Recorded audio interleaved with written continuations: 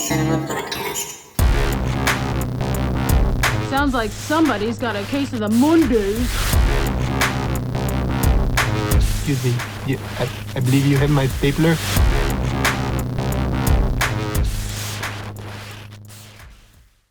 All right, hello and welcome everybody back to another great episode of the Cult Cinema Podcast. I am Gage. I'm Ashley. And today we are talking about Mike Judge's 1999 film, Office Space. Yeah. And I gotta say, this is one of my favorite movies of all time, probably. It's one of the few I watch over and over again. Mostly because having worked in, not necessarily like a corporate office environment, but having worked in kind of like a company that's technology based. Sure. And kind of, I'm sure there's a lot of people, including myself, and I'm sure there's a lot of this movie that you can relate to as well. Because I'm sure there's a lot of people out there that have gone through very similar experiences in their job, having, a boss that just won't get off your ass, and just corporate policies constantly changing. And yeah. But yeah. I'm kind of the opposite. I've been in a corporate environment, but I had a boss that was like never fucking there. So, oh, really? Yeah, so that makes it hard too, because you can't really get shit done when the boss isn't there to sign checks and shit. Yeah. Before we get into the scene by scene, I do want to talk a little bit about kind of the creation of this movie. So it's based on a little cartoon that Mike Judge had made back in the early 90s, based off the character of Milton, who we only see a handful of times in this movie. He's more of a side character. But he's definitely one of the more quotable characters and one of the more outstanding characters in this movie for sure. And there are a lot of things taken from the original animation that made its way into the film. Stuff about constantly moving, Milton constantly having to move his desk, and being moved down to the basement where there's a cockroach problem. A lot of those are taken from the original cartoon. Cool. But yeah, so it was they were originally aired, I believe, here and there in the early 90s on SNL and MTV's Liquid Television. I have that as a fun fact, yes. Yeah.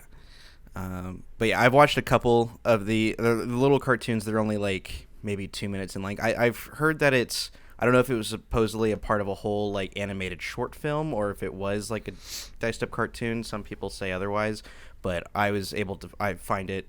There's not a lot of the episodes actually out there on the internet that I was easily able to find. I found one clip on YouTube and two on Dailymotion, which is just a total dumpster fire of a website if you've ever been on it.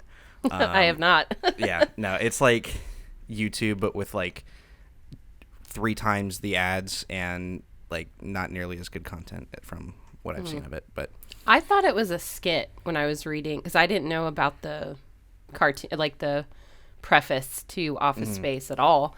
And then when I'm doing the research, I thought it was actually like a skit, like a real person, because they said SNL, and I was like, oh, so it's like a skit they did. Right, yeah. Not. Because you don't see a lot of animated stuff being featured on SNL, at least SNL that we know today. I'm sure. No. I mean, I didn't grow up in the 90s, so I don't know what was going on there, but it definitely seems like I don't an MTV remember it then thing for either. Sure. Yeah, MTV I could see for sure. I do remember that show, the 94 Liquid. They did it for, I think, 2 years, 94 to 96. And it was pretty much all animated, if I remember correctly. Yeah. For those who aren't familiar with Mike Judge's work, he's responsible for Beavis and Butthead, King of the Hill, a couple other feature films, including Idiocracy. This is actually the only live-action film that I've seen that is Mike Judge's. Idiocracy is a good one. Yeah. I've seen a little bit of Beavis and Butthead and a little bit of King of the Hill. I have a buddy, Linus, who's absolutely obsessed with King of the Hill, and is always quoting Hank Hill. I think King of the Hill is a show that you like or you don't. I never got into it, so I don't really like it. I don't think those kind of jokes are funny. Yeah, but I can't. It's not something that's ever really hit home with me, which is funny because like I freaking love this movie, and it's like the same guy, and it's kind of the same humor, but it's different in a lot of ways as well. Yeah. All right. So, like you said, Office Space from 1999. Starring Ron Livingston, Jennifer Aniston, Gary Cole, Diedrich Bader, and David Herman, as well as Stephen Root, who we will get to as Milton here in a moment. But we open with scenes of literally stop and go traffic. I can't imagine a more annoying thing on this planet. And everyone else feels the same. Peter, who is Ron Livingston, is also in his car in the traffic. So, and just as he gets over into a lane that's actually moving, that stops. And of course, the lane he just got out of starts moving. So, I've definitely found myself in that spot before. Oh, yeah. Were you, did you see what happened on 71 the other day? Yeah, with the active shooter. Yeah, it was nuts because Yeah. I was just like trying to get to work, and I apparently was on my way like right as it was all going on, so I was like half an hour late to work, and apparently a lot of my other coworkers were the same. But yeah, it was insane because I thought it was just like, oh Jesus, is this is it like a small accident that's causing all this commotion? Is like, and then I check Twitter later, and it's like, oh no, there was a guy with a gun just running around 71. My friend did a Snapchat. Oh yeah. And it's like the actual scene. She's maybe like 10 cars back, so she zooms in, and you can't really see, it features by any means, but you can definitely see a guy, and you can hear the pop, pop, pops for sure. Oh my God. Yeah. So that's terrifying. I had somebody make a comment on her Snapchat about, well, I'm glad the police had a gun. And I'm like, you should be asking yourself how he got a gun, not how the police are responding to him with a gun. And at least this guy lived. Yeah, so was anybody else like hurt? From Nobody the incident got or hurt. anything? Okay. No, he shot mostly a police car and then a civilian car, but only like the back end, and nobody got hurt. So that's good. And either way, scary. these Ohio roads, man, it's whack. Yeah, it's whack out here. Apparently. So yes, fun traffic. Yeah. And then we quickly cut to David Herman, who is Michael Bolton, not the singer.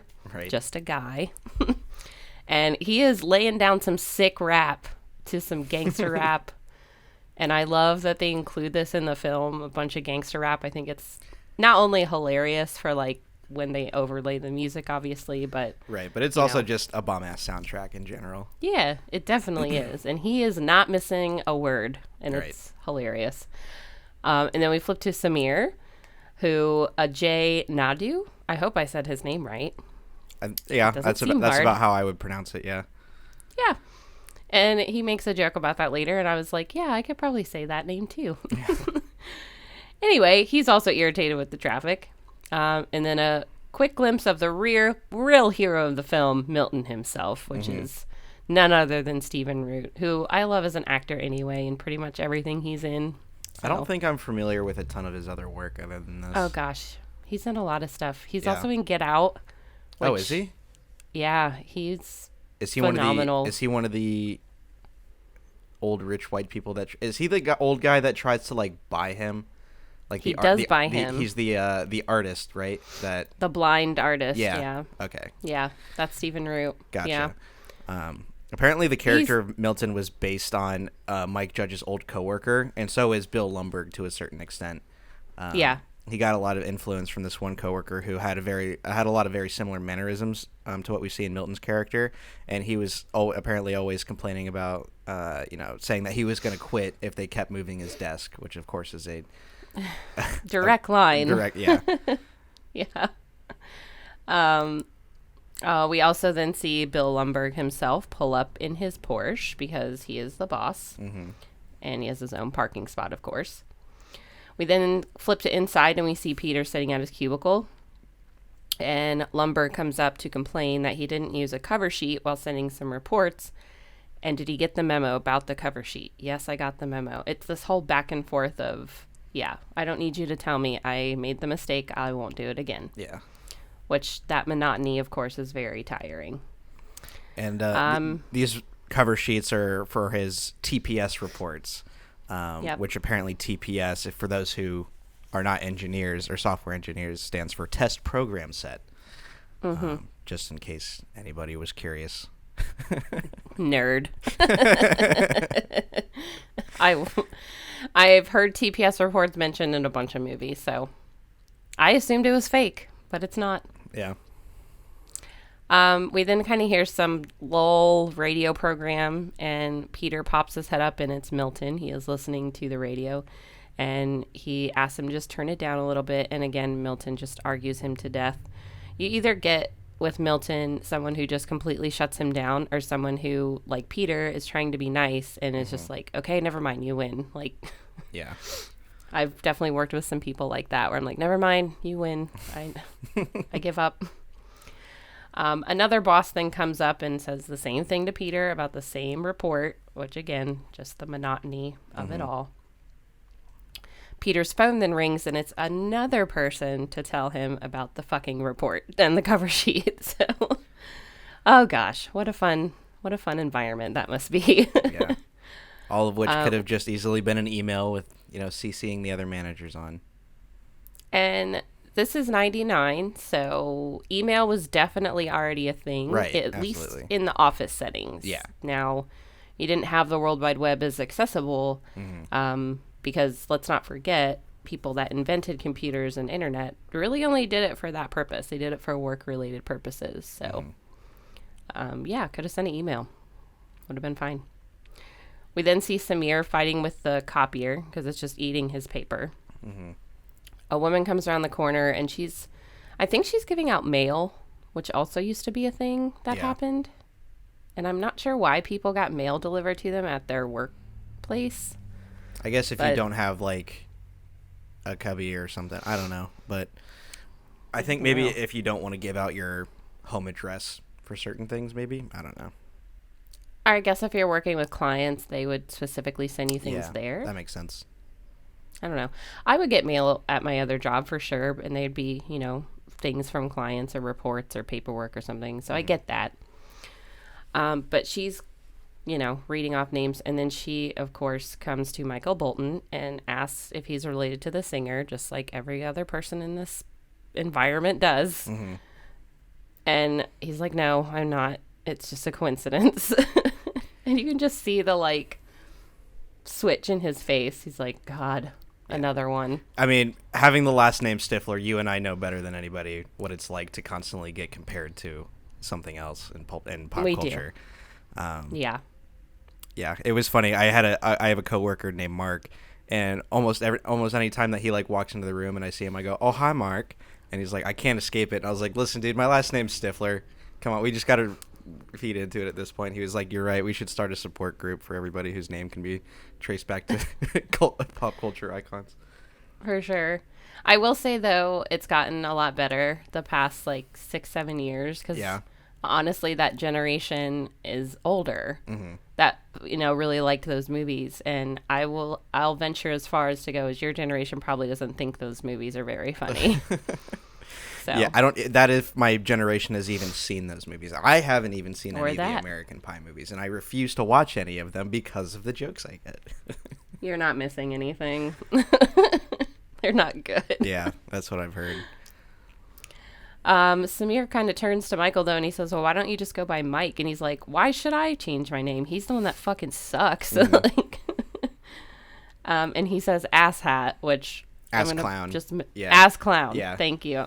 Just mentioning it for later, because that's something that comes back, of course.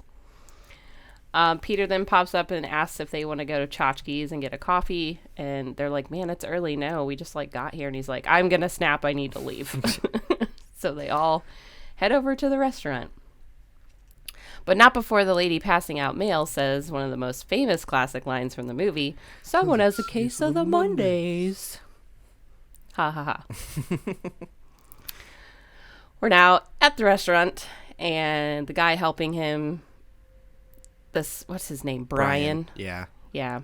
He says the same thing about the Mondays, and Peter wants to, like, strangle him. It's just one of those, like, over-energetic customer service, which I can appreciate. I appreciate when, people in customer service that are, willing to put on a positive attitude, because working in a customer-facing environment is not an easy thing. No, it's not. So, but there are some times where it's just kind of like, all right, man, can you just tone it down just like a notch? It's a little early for this. And that's clearly what Mike, Samir, and Peter are all feeling. Right. Well, and like they said, it is early. So let's just say they had to get to work at 9. Mm-hmm. It's maybe 10:30. Yeah. Yeah. It's a little much, bro. A little much. Yeah. I also appreciate a food service industry person or a retail person, because I've done both those jobs and they both fucking suck. Yep. I appreciate a positive attitude as well. Yeah. Good for you. But yeah, this guy is supposed to be like above and beyond, obviously. Peter and Smear and Michael are just kind of bitching, of course, about the work environment as a whole. You know, this happens a few times in the movie. Peter mentions that he's sure Lumbergh's going to make him work Saturday, and I'll do it because I'm a pussy and I'm not going to argue. And Samir tries to tell him that he's not a pussy, but then Jennifer Aniston walks in, who is Joanna, and Peter just glares at her, and they both say, like, why don't you just go talk to her? And he's like, no, I can't. I can't talk to her. He does mention, though, that Friday he can't play poker with them because he's going to see an occupational hypnotherapist, which, if you do some Googling, is not a thing. Nobody does that for a living. Have you ever been to a hypnotist? No. No. I don't want to fuck with that. I almost kind of want to try it. I just want to know. Because, like, you see all the videos of it, like, working on people. But, like, yeah. I just want to see, like, do these do hypnotists really exist? Like, can you just go to a hypnotist and... So, yes and no. It's not about hypnotizing a person. Mm-hmm. People's brains don't function that way. I'm learning a whole new section of my job, and it's neuro stuff section. So I, over the past couple weeks, have been jamming all this knowledge in because I have to take a test on Thursday. So ooh, fun. Yeah, super fun. You can't actually hypnotize a person as far as, like, they don't know anything that's going on. Right. They don't remember what happened, things like that. Now, what you can do is have a person focus solely on a portion of their brain, which is what hypnotherapy essentially is, right? You're focusing on my finger, you're listening to a sound, you know, and that in itself can put a person in a REM state, which, if you don't know, is right before you get into a deep sleep. So that in itself, yes, people don't always remember what they do in REM sleep. It's, of course, not as deep as your deepest sleep when you are basically unconscious. But so that's what these people do. They access that part of your brain. They shut that down, and then allows them to basically, yes, do the things you see. They cluck like a chicken. They light their hand on fire. So whatever. Is it like manipulating someone that's that's sleepwalking to an extent? Basically, okay. Except sleepwalking's a whole different can of worms. Okay. Because it's involuntary. Nobody, like, sets out to sleepwalk. It's just something that happens to you. Gotcha. Which is scary, too, I think. I didn't know this until somewhat recently, but apparently I was a sleepwalker as a kid. It's pretty common. Yeah. My mom told me that because when I was younger, me and my little brother had bunk beds, and I was on the top bunk. And she said that I would, like, make my way down the ladder of my bunk bed and just start, like, knocking at her door, and she'd have to, like, wake me up and get me back to bed. Yeah, they always say don't wake a sleepwalker, but that's also not true. Now, if you do wake a sleepwalker and they react in a very violent manner, which can happen, it's pretty rare, then you're not supposed to wake them, and you should confine them to lock doors, things like that. Don't trap anybody in a bed, but, you know, keep them confined to their room. Most sleepwalking cases, especially in young children, though, yeah, you wake them up, you put them back in bed. It's fine. But, yeah, occupational hypnotherapists, though, not a thing. No. There's plenty of therapy out there, so if you hate your job or you hate your life or you hate something, yeah, go see a therapist. But they're not going to fix your problems. They're going to give you tools to deal with them in a more constructive way so you're not a miserable fucking person. Plug for therapy. Go do it. It's amazing. It's good stuff. It's good stuff. So the other guys kind of make fun of him for this, though, and basically say what we just said. Well, that's not going to make you hate your job less, which is true. But they do eventually get up and arrive back to work. Another employee, Tom, he's an older gentleman, comes running out, and he's panicking because the company is bringing in consultants, and that's just a fancy word for someone to fire people, which is definitely true. That happens all the time. And they are called consultants. Yeah, come to trim the fat, so to speak. Right. They all tell him to calm down, and he's like, no, you don't understand. Like, I'm old, they're going to cut me, and he's, just convinced that they're going to fire him. Tom says, there was a time where you didn't have to worry about shit like this. You know that guy who invented the fucking pet rock? He's a millionaire and doesn't have to worry about shit. Mm-hmm. And then goes on to tell him about this like game he invented, which until I saw the game itself laid out, it didn't make any sense to me. Jump to conclusions. Yeah. Right. Jump to conclusions. So I'm not going to try to explain it now. I'll bring it up later. I want to know if this is a purchasable thing. It's got to be, I would assume, at this point. I don't know. I got to Google it. Jump. You can Google it while I keep going. Go for it. But Peter, Michael, and Samir all kind of make fun of him because it sounds like a stupid game, which it does. It sounds weird. And then Peter says, you know, back in high school, our guidance counselor would always ask us, what would you do if you had $1 million and didn't have to work or do anything? And I thought to myself, man, $1 million is not that much money now. Especially because you got to pay taxes on that, and it ends up being like closer to like 600,000. Not only that, but you have people out there that are on their way to becoming trillionaires. Yeah. Literally having $100 billion. So $1 million isn't shit compared to like the top 1% of this fucking world. So just saying. By the way, I did find it. You can purchase a jump to conclusions mat from anywhere between $30 to $50. Shut up. That's hilarious. Can you share your screen? Yeah. Let me see here. Okay. Yeah. So they're all like, you know, on sites where there's not like a company mass producing them. It seems it's more of like maybe an Etsy shop or like, you know, that's pretty much what it is. Like, hey, that one with like all the colors though, that's pretty fancy. Yeah, that one. I think these are more akin to the ones that were in the actual. Yeah. It literally looked like a burlap sack with paint on it. Yeah. Which is what that one looks like. This one looks more like kind of like a blanket. With like it's a tapestry. Oh, it is. Yeah. So all right, you could put it on the ground though. Yeah. You know? But yeah. So little side tangent. We'll edit that down. But it exists, which is funny. That's so funny. Anyway, so after the $1 million question, Peter, Michael, and Samir all kind of daydream about that for a second. But then we quickly cut to Peter coming home after, I think, working out. Maybe he was running or something. And he sits down, and we hear his neighbor yell at him through the wall because their walls are really thin. And this is a thing that happens quite a lot in the movie. And his name is Lawrence. And he is actually one of my favorite actors. I forget what his name is. Deirdre something. Yeah. I put it up here. Hold on, I'll scroll back up real quick. Deirdre Bader. Mm-hmm.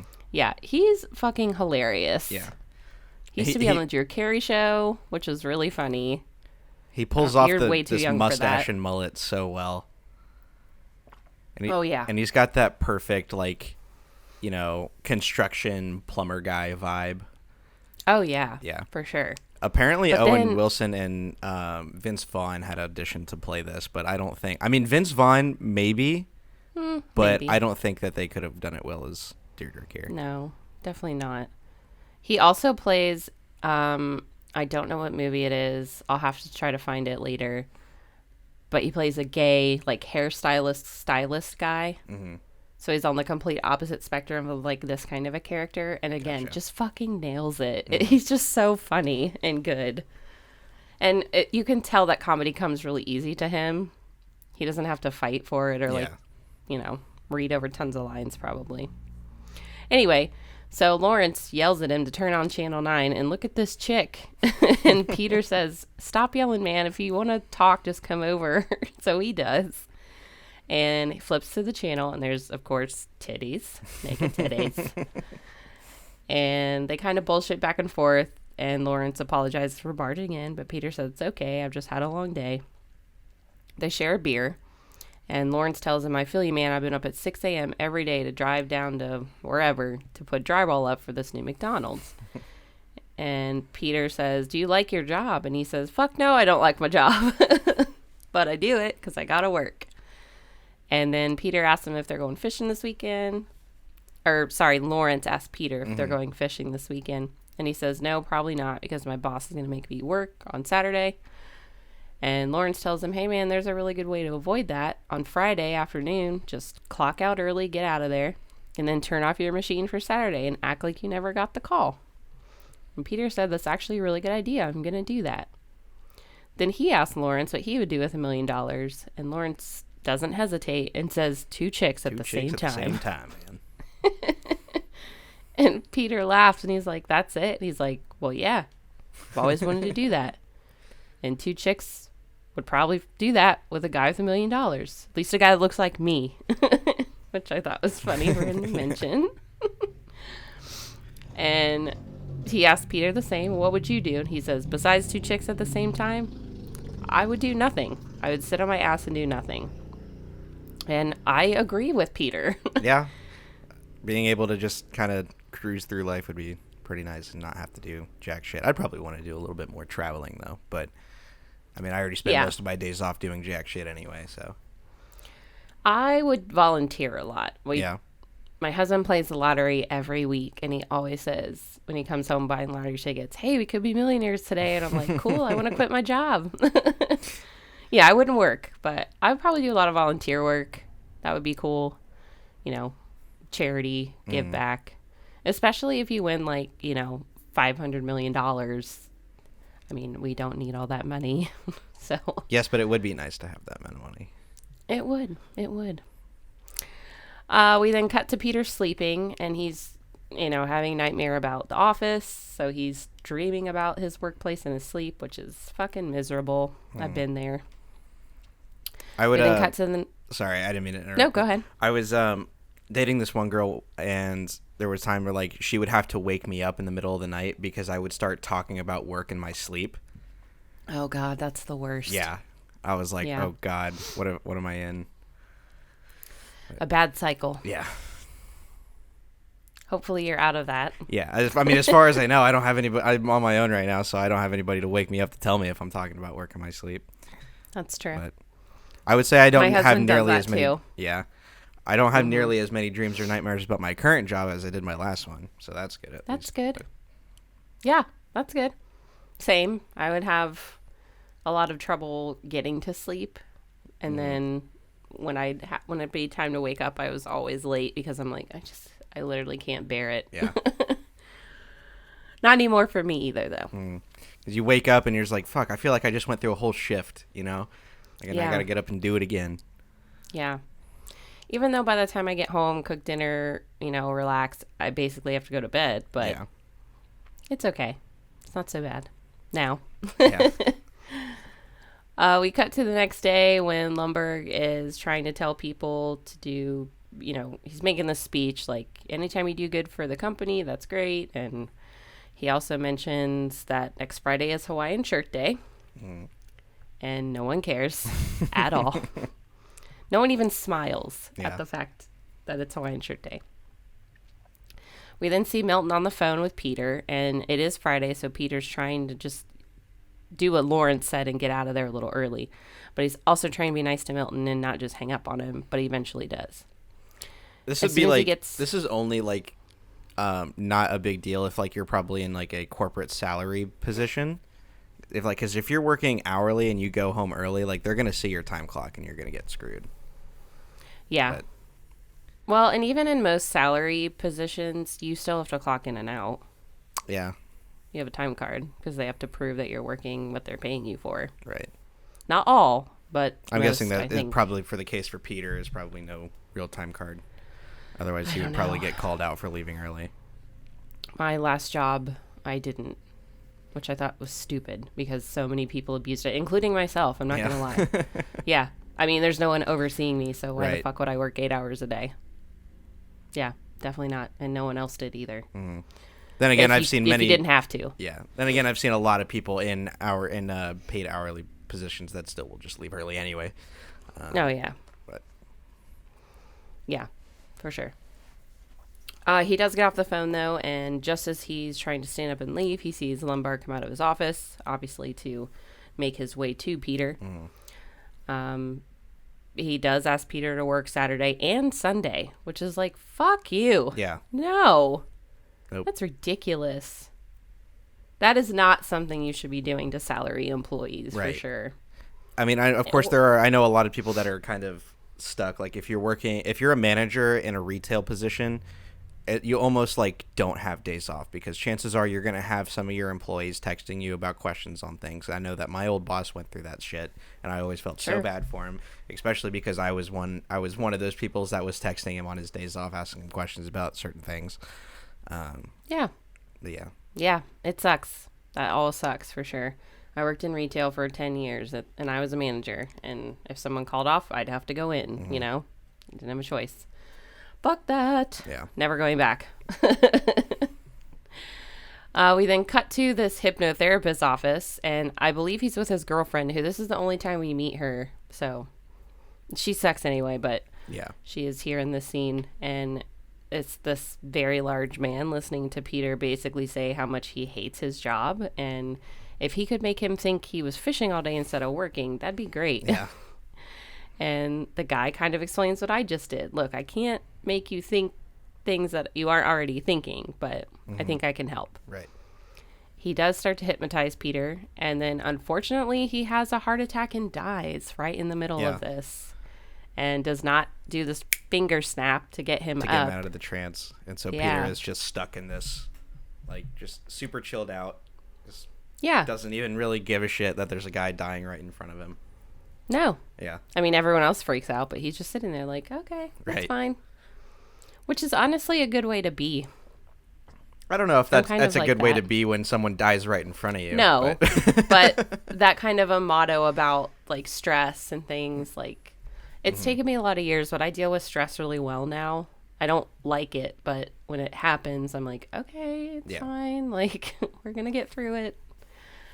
But 8 a.m. the next day rolls around, and his alarm clock goes off. He turns it off and goes right back to sleep. And good for you. Yeah.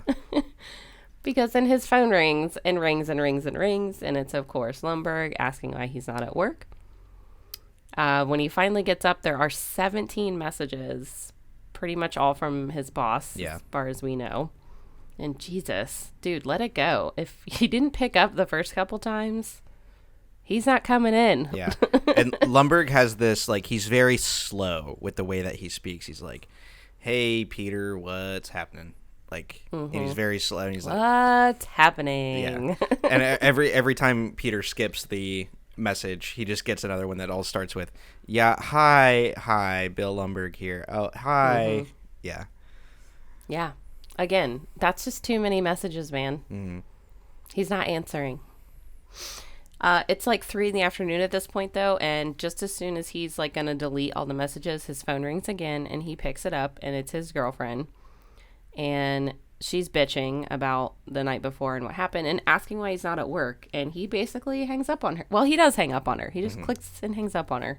Which, good for you also. Fuck that. I don't need somebody bitching at me. Which also, unless I guess Lumbergh got desperate and reached out to her, which I like, how did she know that he's not at work, you know? He probably told her that he had to work Saturday, I would guess. But either way, he hangs up on her. She calls back and yells at him on the voicemail that she's dumping him. And, she's been cheating on him, which he already kind of knew. He mentioned it in a previous scene, which we kind of glossed over. But he thought she was cheating on him anyway, so whatever. And he goes right back to sleep. Yeah. With the way that anytime he mentions it to his friends that he thinks that she's cheating on him, they're always like, yeah, I know what you mean. Almost like as if, you know. They know, too. Yeah. Or they know all too well. Yeah. Yeah, not great. We then cut to Monday, and back at his office, everyone's kind of wondering where he is, because also he's not at work then, and they know by now he didn't work on the weekend. We then see Peter walk into Tchotchke's, and he just asks Joanna to lunch. And she's like, well, I don't think I can do that, eat lunch with customers. And he's like, well, I'm going to go next door to a table. You know, if you want to come, that's cool. If you don't, that's cool too. And she specifies which restaurant, which I thought was funny, because there's a lot of restaurants like right by each other. Yeah. That's kind of nuts. We cut back to the office where Tom is explaining his very mundane job duty to these consultants who are Bob and Bob. And basically, he's not doing a job, is how it kind of shakes out. Well, the way that they describe his job is that there are customers, and then Tom's job is to relay like specifications that customers need to the software engineers, which I will not say. I'm not going to say that that's like a completely useless job, because they're having worked in a kind of not necessarily an engineering job, but having worked in repairs, having someone that can take care of like working with the customers directly so that you can focus more on the actual development or building process can go a long way. Because when you're in your engineer, doing all the working on all the hardware and mechanical side of things, you also have to spend a lot of time with the customers directly, and that cuts into the actual work that you could be doing as an engineer. So, well, that's fair. Plus, they're regular people. They probably don't understand terminology, what you actually need to, right. And having someone that can kind of, mediate and, someone who has good people skills, because someone who's working, depending on, your background and how you are sociably, there's always that stigma that people that work in engineering are not the most sociable people. So sure. If there's instances like that, then having someone that is a lot more sociable and is comfortable working in a customer-facing environment or working directly with customers can really kind of speed up the process. But yeah, that makes sense for sure. Feels the way he describes it, though. Obviously, right. It sounds like he's not doing any of that. Especially because he mentioned that he has a secretary that usually takes the, specifications right. from customers, and then he from what he's actually described, how he describes his job is that he doesn't seem like he's really doing anything. He's not even doing what his right. his job title is. Right. Michael then comes in, and of course they say junk about the singer. He tries to act like he likes the music, which we all know he doesn't, but obviously struggles with that. And then right at the end, he asks them to call him Mike, and they both look at him like he just set their hair on fire. Like, why would you do that? So, of course, Michael Bolton, who is a real kind of rock star in the late 70s, mid to 80s, of course, he gets a lot of crap from the character Mike in this movie. But apparently over time, the real Michael Bolton grew to, be a big fan of the film and has even gone as far as to recreate scenes from the movie as Michael Bolton for, I believe, Funny or Die. So, oh, really? Yeah. He's been on, as he's gotten older, he's done a few, sketch comedy type things. I know. He's worked bad. closely with Lonely Island a lot, with right. Andy Samberg's crew. So, yeah. He's not bad. Yeah. He's definitely kind of at the point in his career where he can kind of look back and kind of make fun of, how he was in the 80s and the 80s hair bands and everything like that. So, well, he wasn't a rock star. Michael Bolton was smooth jazz, Kenny G. Well, I can't say I'm too familiar with his work, but looking him up, I thought I saw something along the lines of him working in hard rock. Maybe I thought somebody else. Definitely not. Oh, okay. Soft rock, for sure. Okay. If you even want to call it that. Which makes more sense considering how they describe his music in the film. Yeah, he writes a lot of ballads. Yeah. Yeah, lots of ladies throwing panties type thing when he was in his heyday. Gotcha. Apparently Wikipedia did me wrong here. So. Yeah, YouTubing. You'll be like, oh, God, really? This is Michael Bolton? Okay. Your mom liked him. Okay. Or your grandma liked him. That kind of thing, Gotcha. Not your mom. Your mom's young. Yeah. But yeah, your grandma liked him, for sure. We then see Joanna, who does join Peter for lunch.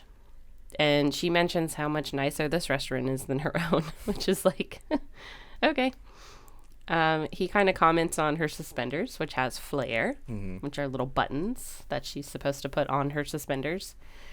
And she makes fun of it because she's like, they make us wear 15 pieces of these flare. And she's like, I don't like talking about my flare, so let's move on. What do you do for a living? And Peter says, well, I work at a really boring tech company, basically, and I don't like my job, so I don't think I'm going to go anymore. And she's like, you're just going to stop going? And he says, yeah. Well, when did you decide this? About an hour ago. She laughs and says, well, what about bills and things? And he's like, yeah, I don't like paying those. I don't think I'm going to do that either. Yeah. And she says, okay, well, what do you want to do? And he says, I want to take you to dinner, and then I want to go home and watch Kung Fu. Do you like Kung Fu? And the camera zooms into Jennifer Aniston's face. And you just see this look on her face yes, that's what I want to do too.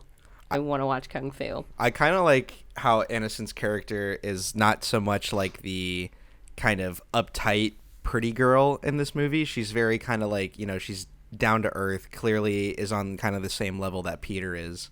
Yeah. In terms of... More aloof. Yeah. Yeah. Well, she's a waitress. Yeah.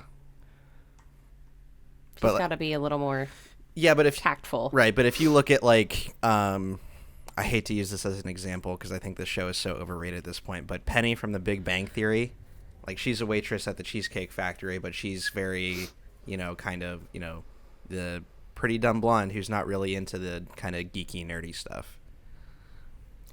Sure. Yeah. I get you. There's a lot of women, she played a waitress on Friends too. Right. So for years. Which was that's at the peak of Aniston's career on that show. Because apparently Judge was in favor of kind of hiring on more kind of low-key, smaller actors, but the studio insisted on having a few big names, and at the time, Aniston's career was taking off with Friends, so they got her on, and I think she does a great job. This is before Jennifer Aniston, no offense to Jennifer Aniston, who obviously will never hear this podcast, but I love her as a person. She does a lot of amazing things, but she's the kind of actress that's a Jennifer Aniston actress. She plays one role. She does pretty much the exact same thing in every role that she does. But this is before she became the Rachel actress. Yeah. Because as soon as Friends became, hugely popular, she did go into she's done a lot of other movies, but she acts literally the exact same in every movie. And it's like Rachel in the last season of Friends. So it is what it is. Some actresses get stuck in that loop. The kind typecast, of, and I'm sure it's typecast. Yeah, it's definitely typecast. She could do more with certain roles. She just, that's what she gets, I guess. It's the same as Jennifer Lopez. Jennifer Lopez is a great actress, better singer in my opinion, but she's typecast too. You put her in this one role, she acts the exact same way in pretty much every role that she's in. So it is what it is. Yeah. But she does not act like Rachel in this role at all. She's very aloof. She does play this character well, I think. We cut back to the office where Lumbergh is asking Milton to move his desk again and basically walks off without a second thought. And we do hear him mumble, though, at this point that he's going to set this place on fire. Set the building on fire. Right. Which is hugely foreshadowing, but also funny. Obviously, the whole persona of Milton is funny in itself. So he talks, how he looks, everything. We then see Peter walk in, and Michael starts freaking out because obviously, like, you're in deep shit. You're supposed to work today or this weekend, and it's late now. And he's like, yeah, I just came to get my address book because I got a phone number I don't want to forget, which is obviously Joanna's. Right. And this is back when you couldn't save them in your cell phone. You had to wrote them down in your little black book. Yep, or in your hand or whatever worked. He says, that's all you came to do? You're supposed to meet with the Bobs now. And he's like, oh, okay, well, I'll go do that. So he just walks into the meeting, gets a glass of water, kind of lays it all out there, and pretty much how much he hates this place. And how and there's no motivation in anything. And he's like all chillax about everything. He's like just showing up to work real briefly. Like he's wearing a dress shirt, but it's all buttoned. He's very, casual going into this. Very much so. Everybody else is in suit and ties kind of thing. He basically is like, look, the company ships a few more units. That doesn't help me. I don't see a dime.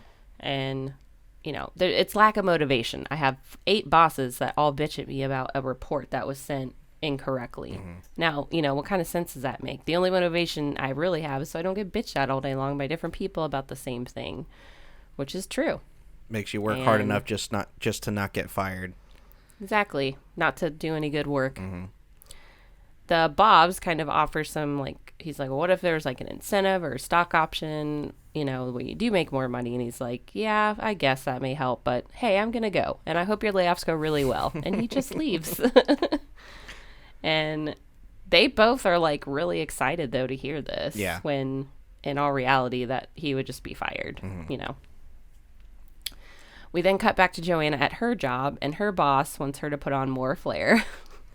Which apparently... to express herself. Apparently the like uniforms at tchotchkes in this movie are very akin to what TGI Fridays was doing at the time. They're exactly the same, Yeah. except for the suspenders.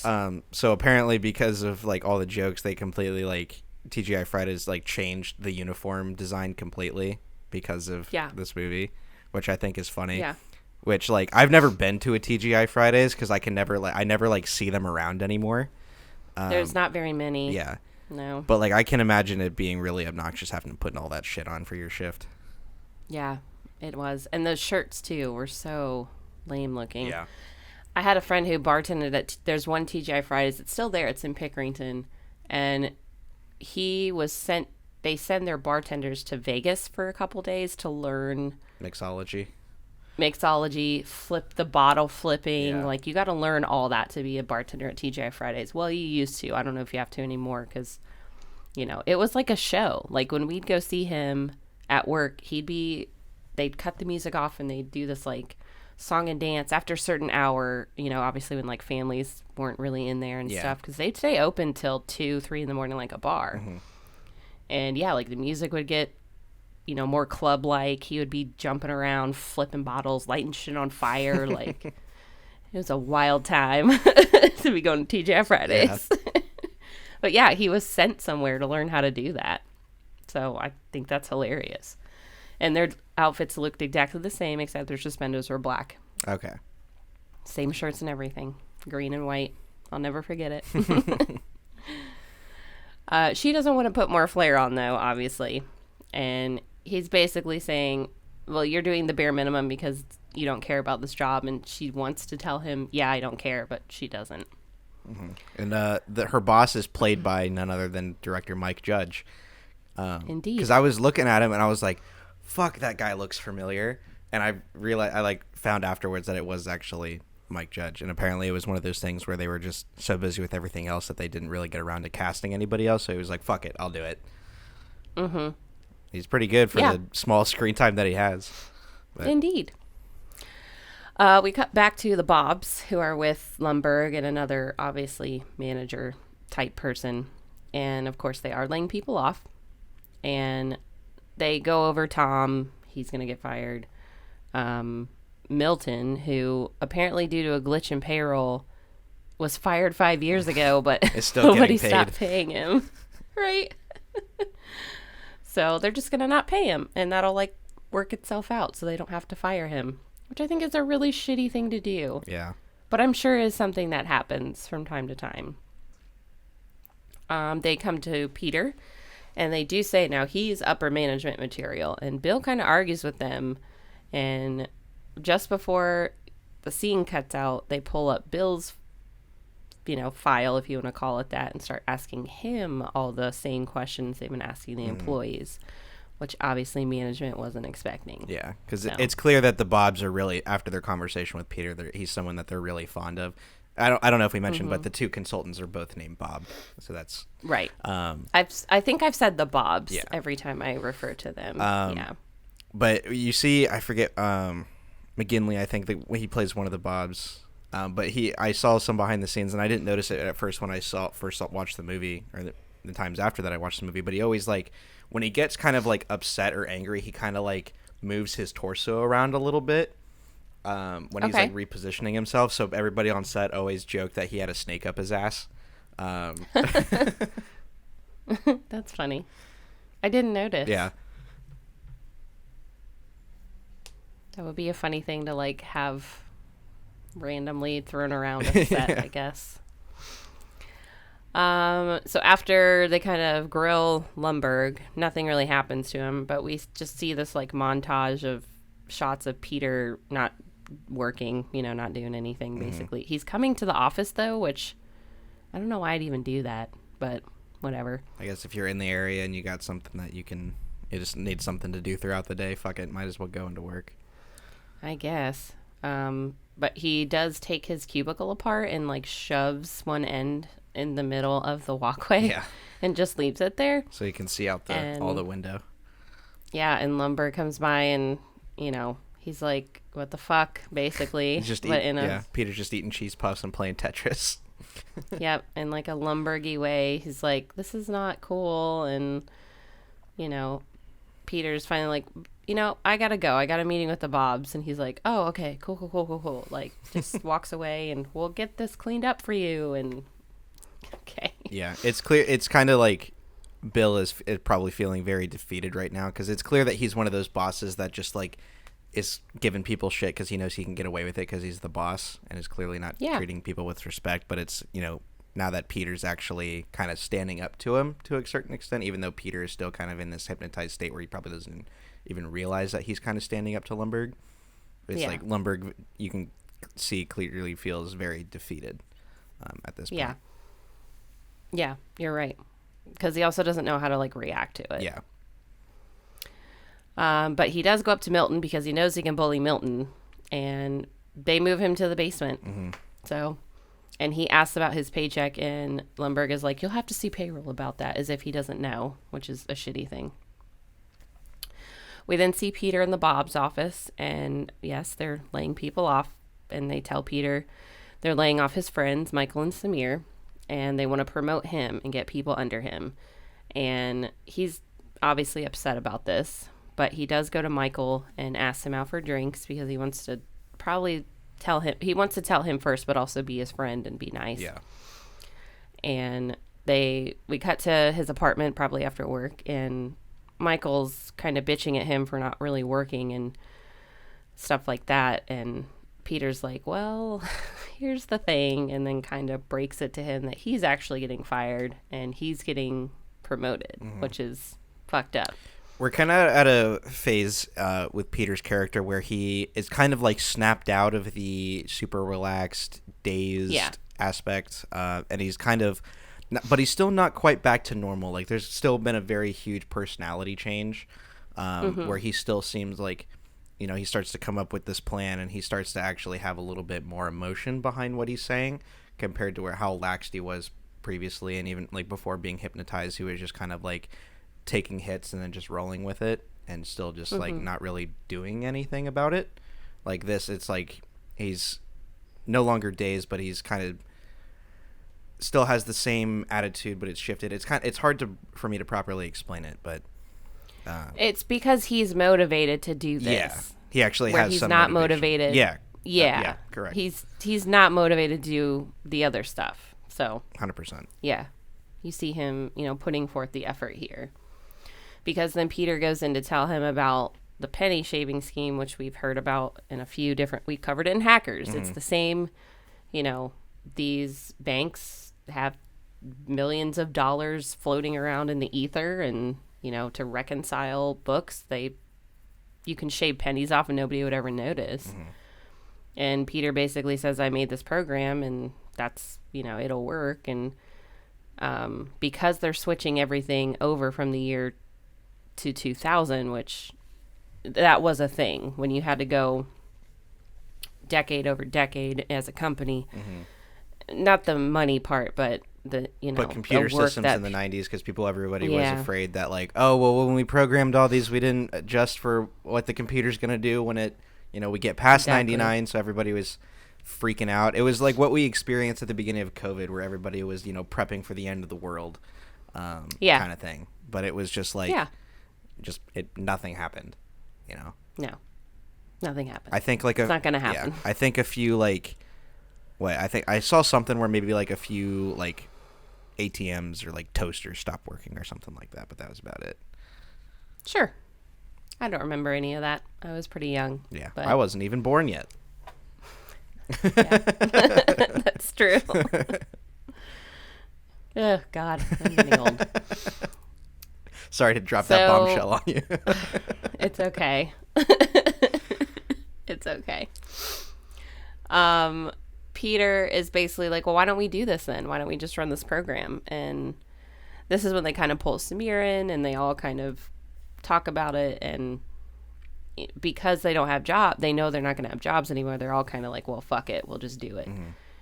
So Peter's like, all right, well, Monday morning, this is the plan, but don't tell anybody. And then we hear Lawrence from next door yell, I won't tell anybody either, fellas. Just super funny. So sure enough, the next day, Monday, Peter gets promoted. Michael copies the program to a disk. Samir gives it to Peter. Peter pops it in the computer, and they run the program. It's as easy as that. And for all our other Zoomers out there, this is the type of disk that they put it on. It's called a floppy disk, and this is what you use before thumb drives. Yep. All the floppy drives. I used to have... And they hold 1.5 megabytes of data. Yeah. We'd have to put homework on the disk at home and take it to school. Oh, really? So they used to have, do you know what a Rolodex is? Yes, I do. Okay. They had those for floppy disks. So you could store a bunch of disks at one time. And I had one of those. Yeah, it was funny. I was hanging out one day and I invited my buddy Linus over, and he came over and he just gave me a floppy disk. I was like, the fuck am I supposed to do with this?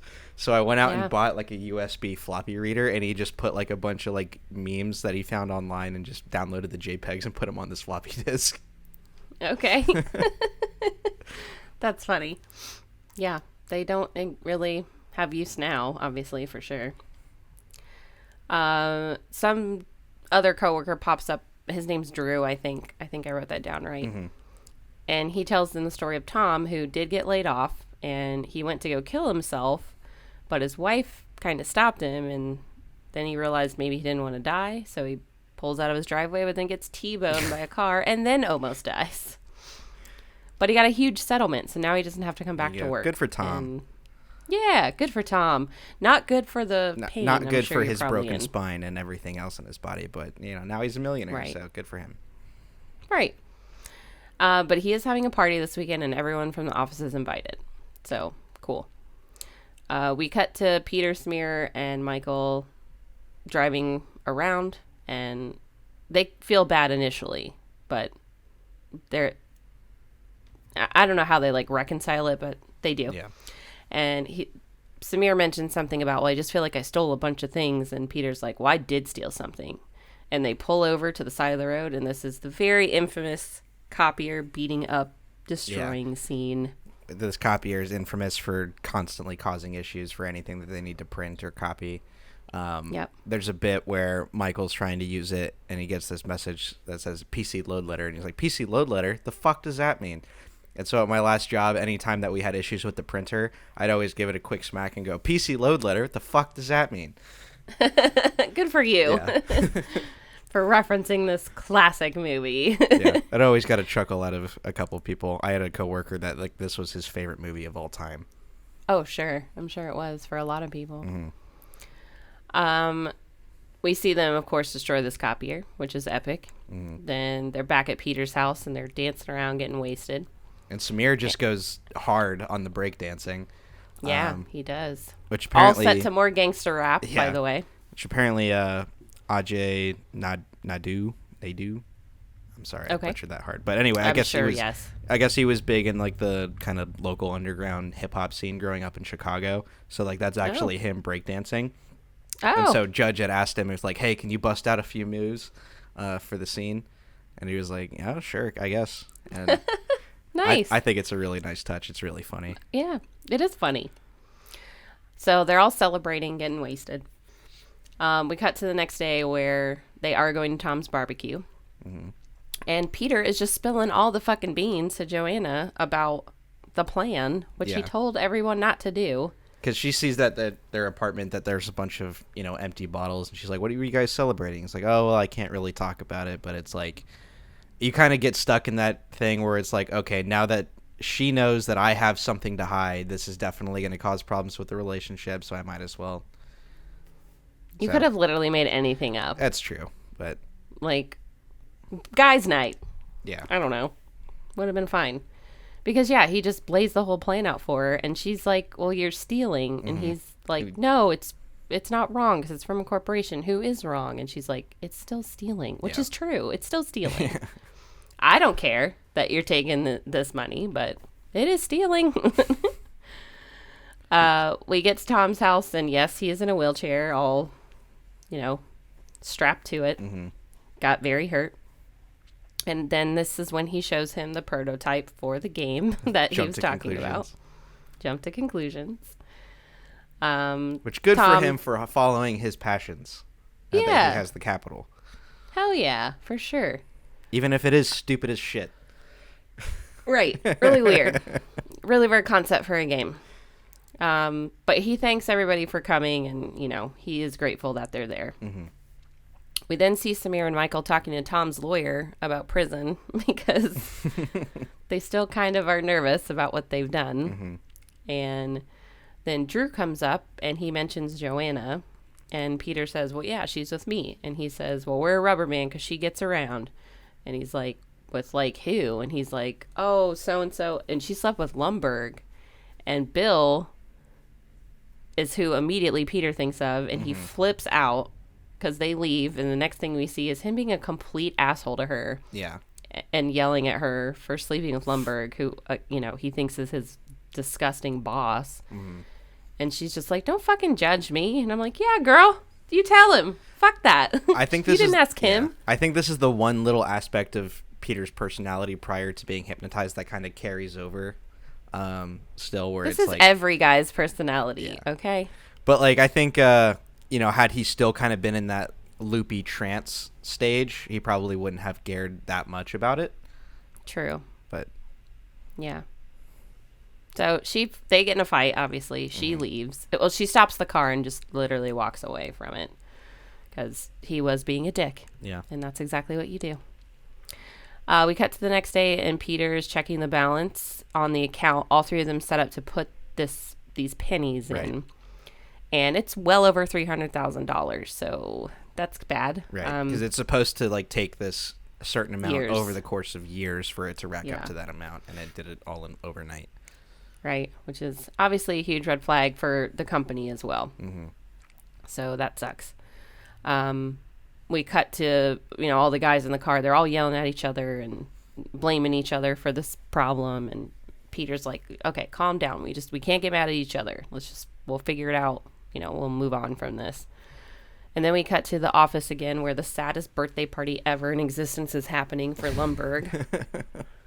And they have a cake, obviously a basic-ass cake. Mm-hmm. And they start cutting the cake and handing pieces out. And Milton tries to eat his piece, and this other lady is like, pass it down. And he's like, well, last time I didn't get cake, so I don't want to keep passing it. And she's like, just keep passing it. And then, of course, we see Milton with no cake. Mm-hmm. Poor Milton. Which is like, I know, poor Milton. Man just wants some cake. Just give the man a piece of cake. Right. We cut back to Peter's apartment, where they're just trying to figure out exactly what to do and how to get out of this, obviously, situation that they're in.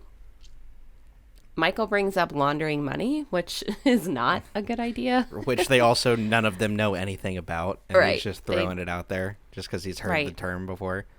Literally know nothing about. And they even look it up in the dictionary because they don't know. Of nerds, yeah. Yeah. Peter then at this point mentions something about Joanna sleeping with Lumberg, and Michael and Smear were like, yeah, you didn't know that? And then he starts to get angry at them, and then Michael goes, before he moved to Atlanta, he moved. And Peter's like, oh, fuck, it's the wrong guy. Yeah. Which apparently... It's another guy named Lumberg. Apparently in the script it was supposed to be Bill, but I guess the studio insisted that they change it, which I think is good, because I think it adds that little bit of...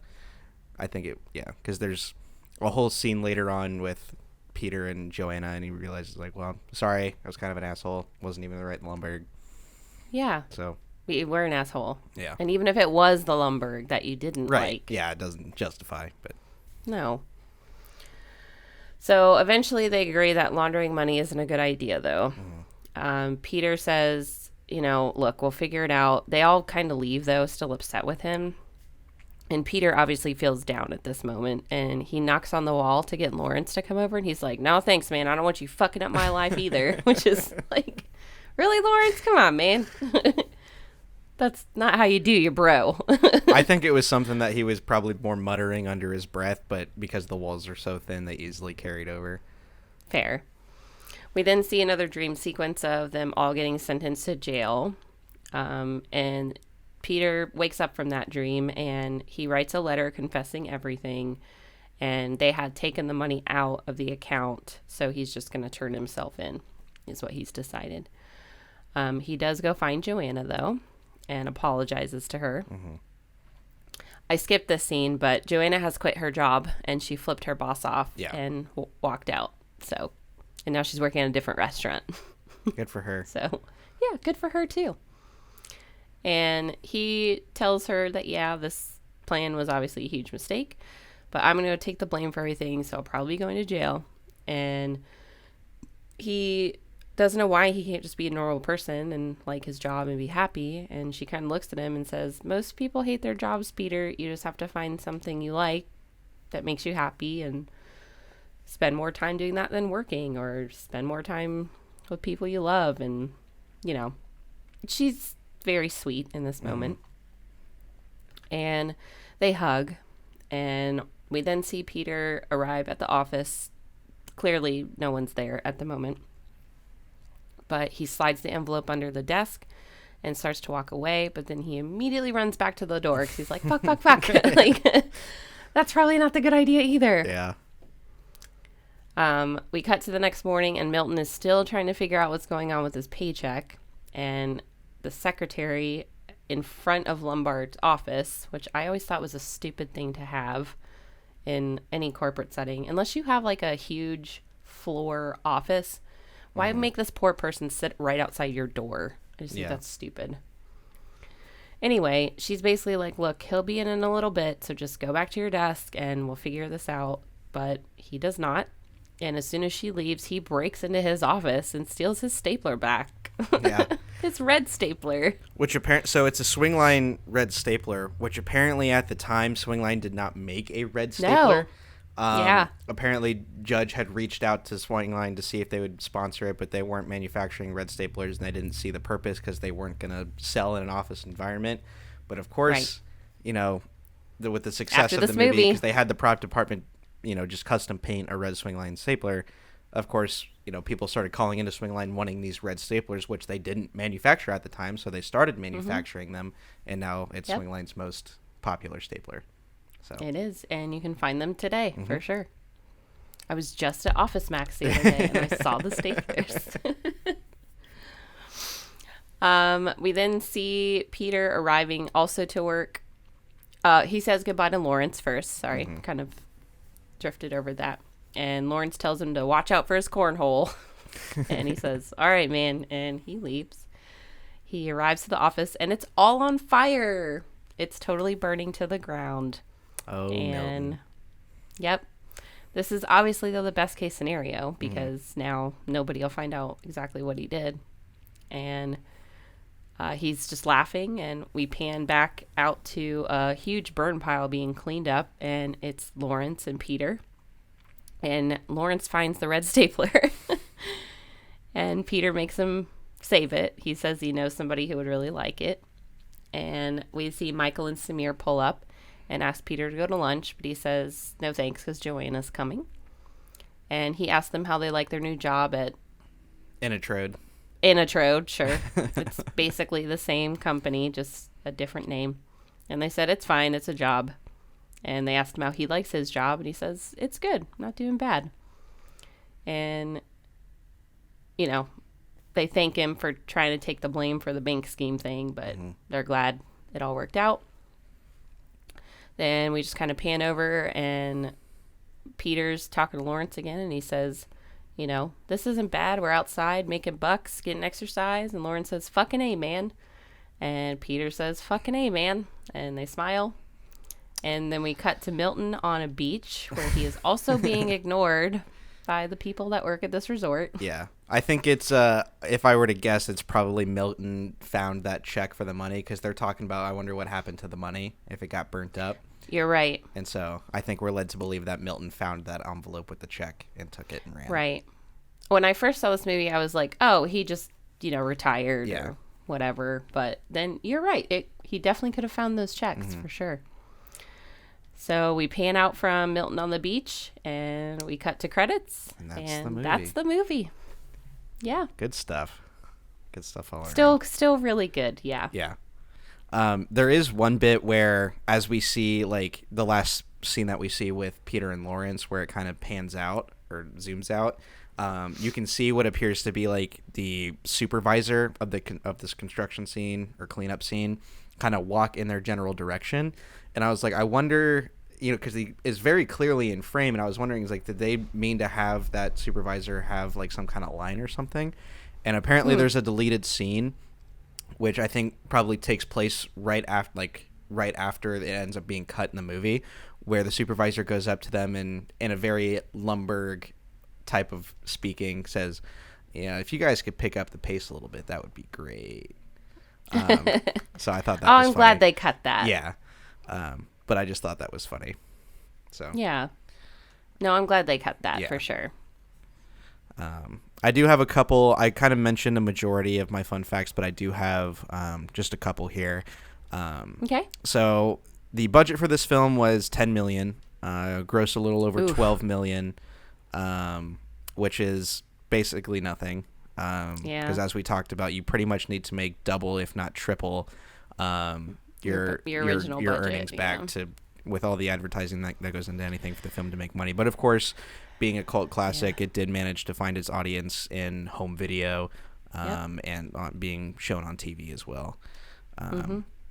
With that, with it, even though it flopped, apparently NBC did reach out to Mike Judge to see if he'd be willing to develop a U.S. version of The Office, of the U.K. version, because they ended up sending Judge a copy of the UK version as well as a few reviews that praised the show for capturing the everyday work environment that Judge's film fails to do. Ooh, Yeah. that wasn't a good thing to say. Yeah, so of course Mike Judge ended up turning down the offer, but Greg Daniels, who was a producer on the film, ended up becoming the developer of the US version of The Office. Right. So Yeah, which is phenomenal. I loved it when I was in high school. I binged it like hell, but it's not a show that I can easily go back to. I don't find I can watch certain episodes. Yeah. I don't like Steve Carell. Really? He drives me nuts. Yeah. It's like a nail on a chalkboard hearing him That's fair. talk sometimes. Yeah. It's just my sense of humor has definitely developed a lot over the past few years, I feel like, and I feel like cuz the show is very like it's cringe humor. And like I feel like my Right. sense of humor has kind of moved away from that. So I don't want to discredit the entire show. But it's just not something that Sure. I personally feel like I could easily go back to, like a lot of other people who can and have seen gone through the entire series, time after time. Oh, yeah. Yeah. No, I can watch certain episodes I love, but I was a Parks and Rec person. Gotcha. So, and they were competing on network. So if I had the choice, I'm watching Parks and Rec, and I will still watch Parks and Rec all day, every day. Yeah. I love that show. But yeah, so that's pretty much all I've got. Do you have anything? I just have a couple. Sure. We mentioned a lot of them already. Going through the movie. The focus groups that first saw the initial test shot of this did not like the gangster rap. They wanted it removed, and Mike really? Judge said no. Yeah. Yeah.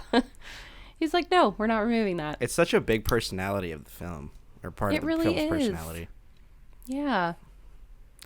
What else? Let's see. I mentioned that one. I mentioned the TGI Fridays thing. Mentioned the stapler thing. The studio wanted the movie to be PG-13, and Judge and the other actors thought that was stupid, so they dropped more F-bombs than in the script. They just would drop them in randomly, so they did not make that a PG-13 movie. Which I think is good, given what else yeah. I've seen of Mike Judge's work. I feel like making this PG-13 would be very off. Yeah, it kinda would have been off-brand, weird. Yeah. Yeah, I agree. Stephen Root, who plays Milton, couldn't see at all out of the glasses they made him wear. Apparently he did have like contacts to kind of like counter the thickness of the glasses. But there was still like he didn't have any real like depth perception. So he kind of had to practice reaching for things if you ever see him. Because you can see like he kind of like his character kind of waddles. He does this sometimes. Yeah. And he kind of waddles like when he walks, and he's very like, feet shuffling, which I assume is probably more to the fact that he just can't see where he's going. But it does add a little bit to the character, so. Yeah. This not only had a cult following among fans, but it had a huge cult following among celebrities. Oh, yeah. So after this movie came out, even though it bombed opening weekend, and like we already talked about budget-wise, there were a ton of famous fans that came forward that loved Mike Judge. They loved, Ron Livingston got so much work. A lot of the other guys got a lot of work. Jim Carrey, Chris Rock, Madonna, Adam Sandler, Rob Schneider, a lot of people obviously from SNL days, but even Madonna said. Yes, I did read that. Yeah. Yeah, she loved this movie. Apparently, so. she was also a big fan of the guy who played Michael Bolton, saying that the hardcore nerdy look she was really fond of. So. Oh, good for you, Madonna. And that's all I got. All right. Well, good stuff. Definitely one of my favorites. Still such a great film. So good. For sure. Yeah. All right. Well, I think that's going to be about it for this episode of the Cult Cinema Podcast. Thank you so much, everybody, for tuning in. If you have any suggestions for what we should do in the future, feel free to leave them down in the comments if you're on YouTube, or in the review if you're on Apple Podcasts, or send us a message on Instagram. There's a ton of ways to get in contact with us. Make sure to follow us on Instagram. Yeah. We are doing little previews of the episodes before, so that way you get an idea of what you're going to be going into before you watch the full episode. So make sure to follow us on there. And I think that's going to be about it. Thanks, everybody, for watching. Yeah, for next week. Yep. Yeah. And then, what do we got going on for the next episode? Sorry. The next episode, we're doing one of my absolute favorite movies, Boondock Saints, the original. Right, it's good stuff. Excited about that, too. Absolutely. All right. Well, thank you again, everybody, for watching. We will see you in the next episode.